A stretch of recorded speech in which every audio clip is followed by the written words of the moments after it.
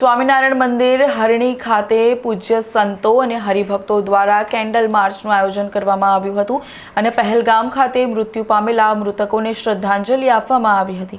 જમ્મુ કાશ્મીરના પહેલગામમાં આતંકી હુમલામાં નિર્દોષ પ્રવાસીઓએ જીવ ગુમાવ્યા છે, ત્યારે મણિનગર શ્રી સ્વામિનારાયણ ગાદી સંસ્થાન સંચાલિત શ્રી સ્વામિનારાયણ મંદિર હરણી પૂજનીય સંતો મોહંતો હરિભક્તો દ્વારા કેન્ડલ પ્રગટાવી તમામ મૃતકોને શ્રદ્ધાંજલિ અર્પણ કરવામાં આવી હતી।